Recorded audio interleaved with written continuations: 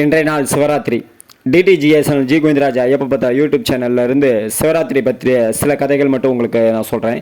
தொடர்ந்து கதையை பாருங்கள், தெரிஞ்சுக்குங்க. பார்வதி அம்மா அர்த்தநாரீஸ்வரராக எப்படி வந்தாங்க, அர்ஜுனனுக்கு பாசுபதம் எப்படி கிடச்சது, கண்ணப்ப நாயனார் சிவன் கதியை எப்படி அடைஞ்சார், பகீரதன் கங்கை பூமிக்கு எப்படி எடுத்துகிட்டு வந்தாங்க, என்றும் 16 மார்க்கண்டைனருக்கு யமதர்மன் பாசக்கயிறை எப்படி பஸ்மமாக்குனாங்க, இதை பற்றி எல்லாம் இந்த கதை முடிவில் நீங்கள் தெரிஞ்சுக்கலாம். தொடர்ந்து கதைக்கு வருவோம், வாருங்கள். சிவராத்திரி கதையில் ஒரு கதையை இப்போ பார்க்கலாம், வாங்க கதைக்கு போகலாம். முன்னொரு காலத்தில் சித்ரபன்னுங்கிற ஒரு வேட்டைக்காரர் இருந்தார். அவர் காட்டில் உள்ள விலங்குகளெல்லாம் வேட்டையாடி குடும்பம் நடத்திட்டு வந்தார். ஒரு பெரிய வியாபாரிகிட்ட கடன் வாங்கியிருக்காரு. அந்த கடனை அவரால் அடைக்க முடியல.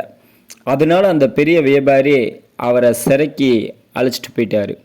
அந்த சிறைக்கு அழைச்சிட்டு போன இடம் சிவன் கோயில் பக்கத்தில் உள்ள ஒரு இடம். அன்றைக்கு சிவராத்திரி. கோவிலுக்கு வந்த பக்தர்கள் எல்லாரும் சிவனுக்கு பூஜை செஞ்சு வழிபட்டனர். சிவராத்திரி கதையை சொல்கிறதெல்லாம் கேட்டுட்டு இருந்தாங்க.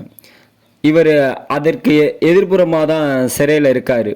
இந்த வேட்டைக்காரரும் அங்கே சிவனுடைய கதையை கேட்க ஆரம்பிச்சிட்டாரு. உடனே அன்னைக்கு எங்கே சாயங்காலமாக அந்த பெரிய வியாபாரி வந்து இவரை சரி நீங்கள் போயிட்டு வாங்க, எப்படியாவது கடனை கட்டிடுங்க அப்படின்னு சொல்லி அவரை அனுப்பிச்சிட்டாரு.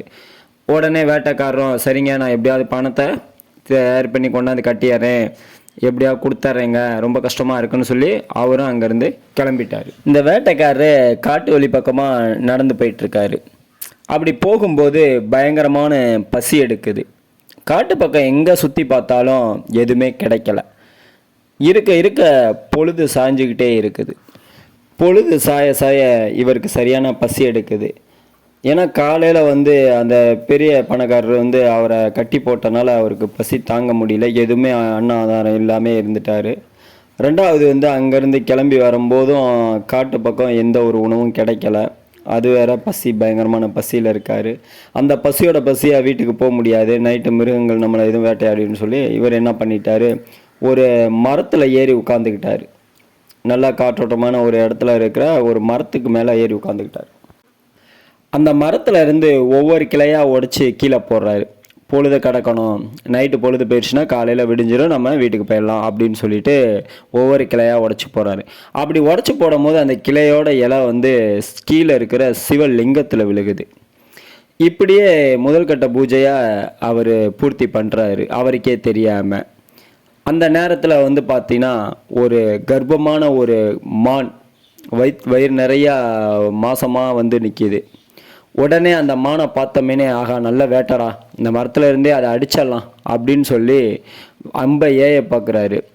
அம்பை விடுற நேரத்தில் அந்த மான் சொல்லுது, நான் கர்ப்பமாக இருக்கேன், இந்த குழந்தைக்கு நான் அம்மா, இந்த குழந்தைய நான் சுமந்துட்டுருக்கேன், இந்த குழந்தைய பெற்றெடுக்கணும், தயவுசெய்து என்னை கொல்லாத, நான் தண்ணி குடிக்கிறதுக்காண்டி இந்த பக்கம் வந்தேன், தயவுசெய்து என்னை கொன்றாத அப்படின்னு சொல்லிட்டு ரொம்ப பரிதாபமாக பேசுறத பார்த்துட்டு இவரும் சரி போ அப்படின்னு சொல்லிட்டு விட்டுறாரு.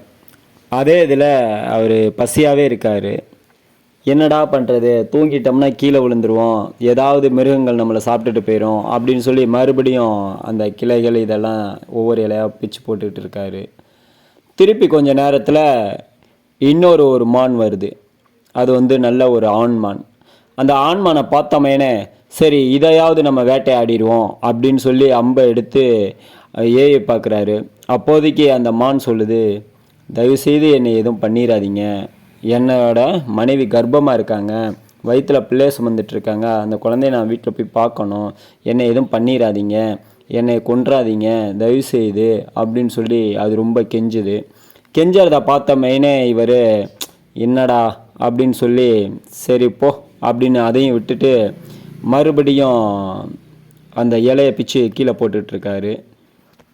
இதில் 2ஆம் கட்ட பூஜையும் நிறைவு செஞ்சிட்டாரு. அடுத்து கொஞ்ச நேரத்தில் ஒரு மான் 2 குழந்தைகளை கூட்டிகிட்டு அந்த சைடு வருது. அப்படியே பார்க்குறாரு, சரி நமக்கு 3 மான் இருக்குது, இந்த 3 மானையாவது அடித்து நம்ம வீட்டுக்கு எடுத்துகிட்டு போயிடலாம் அப்படின்னு சொல்லிட்டு அம்பை எடுத்து ஏய பார்க்குறாரு. உடனே அந்த மான், தயவுசெய்து எங்களை எதுவும் பண்ணிடாத, நாங்கள் குழந்தை குட்டியோடு வந்திருக்கோம், வந்து தண்ணி குடிச்சிட்டு போகலான்னு வந்திருக்கேன், தாகமாக இருக்குது, இந்த குழந்தையோட எங்களை கொன்று உன்னோட இதுக்கு பாவத்துக்கு ஆளாயிராத, எங்களை விட்டுரு தயவு செய்து அப்படின்னு சொல்லிட்டு அந்த மானும் ரொம்ப கெஞ்சுது. உடனே இந்த வேட்டைக்காரரு, என்னடா நம்ம பசியும் பட்னியுமா இருக்கோம், இதில் வந்து இந்த மான்கள் வந்து இந்த மாதிரி பண்ணிகிட்ருக்கே, நம்ம என்னடா பண்ணுறது போ அப்படின்னு சொல்லிட்டு அதையும் அவர் விட்டுறாரு. விட்டுட்டு அந்த அம்பை வந்து சரி பின்னாடி வைக்கலான்னுங்கும் போது அதில் வில்வ இலையில் பட்டு மறுபடியும் ஒரு வில்வ இலை கீழே அவர் மேலே உரசி கீழே உழுகுது. அதில் 3வது கால பூஜையும் அவர் பூர்த்தி பண்ணுறாரு. அடுத்து கொஞ்ச நேரத்தில் இன்னொரு ஒரு கொழுன்னு ஒரு மான் வருது. நல்லா பெருத்து கொழுப்பாக நல்லா இருக்குது அந்த மான். உடனே அந்த மானை பார்க்குறாரு. கொளுத்த மான் நமக்கு கிடச்சிருச்சு, இதை நம்ம அடித்து வீட்டுக்கு எடுத்துகிட்டு போயிடலாம் அப்படின்னு சொல்லிட்டு அதில் அம்பை எடுத்து சரி அந்த மான் மேலே எரியலாம் அப்படின்னு சொல்லிட்டு எரிய போகிறாரு. உடனே வந்து அந்த மான் சொல்லுது, தயவுசெய்து என்னை எதுவும் பண்ணிடாதீங்க, நான் வந்து என் குழந்த என்னுடைய வீட்டுக்காரர் எல்லாம் வீட்டில் இருக்காங்க, அவங்களையெல்லாம் விட்டுட்டு நான் தண்ணி குடிக்க வந்திருக்கேன், என்னை கொன்னுட்டு உங்கள் பாவத்துக்கு ஆளாயிடாதீங்க, இந்த மாதிரி குழந்தை குட்டியோட உள்ள ஒரு வீட்டுக்காரோட உள்ள என்னை கொன்னுட்டு ஆளாயிடாதீங்க, அதனால் என்னை கொன்றாதீங்க, என்னை விட்டுருங்க தயவுசெய்து அப்படின்னு சொல்லிட்டு அதுவும் பரிதாபமாக ரொம்ப பேசுது. இதை பார்த்துட்டு இந்த வேட்டைக்காரன் சரி போ நீயும் அப்படின்னு சொல்லிட்டு இதையும் விட்டாரான். என்னடா பண்ணுறது அப்படின்னு சொல்லிட்டு விட்டுட்டு அந்த அம்பை எடுத்து மறுபடியும் பின்னாடி வச்சுட்டு இருக்கிற குச்சியெல்லாம் ஒடிச்சு போடுறான். அதில் சிவன் மேலேயே பட்டுக்கிட்டு இருக்குது. ஒவ்வொரு டைமும் அவன் போடுற ஒவ்வொரு இலையும் சிவன் மேலேயே பட்டுக்கிட்டு இருக்குது.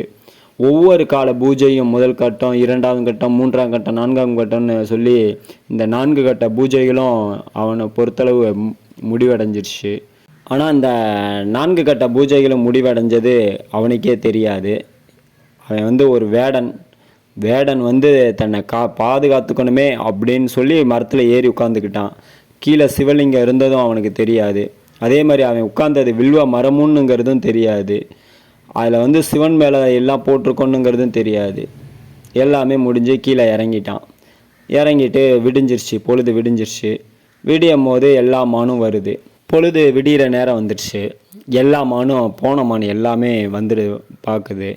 வேடனை வந்து பார்த்தமேனே வேடன் பார்க்குறான், இத்தனை மானை நம்ம விட்டுட்டோமா, சரி போ அப்படின்னு சொல்லிட்டு கீழே இறங்கும் போது மான் சொல்லுது, எங்களை யாரையும் கொல்லாமல் விட்டதுக்கு மிக்க நன்றி, உனக்கு நாங்கள் பின்னாடி ஏதாவது உதவி வேணால் உங்களுக்கு பண்ணுறோம் அப்படின்னு சொல்லிட்டு அங்கேருந்து எல்லா மானுமே சொல்லிட்டு போகுது.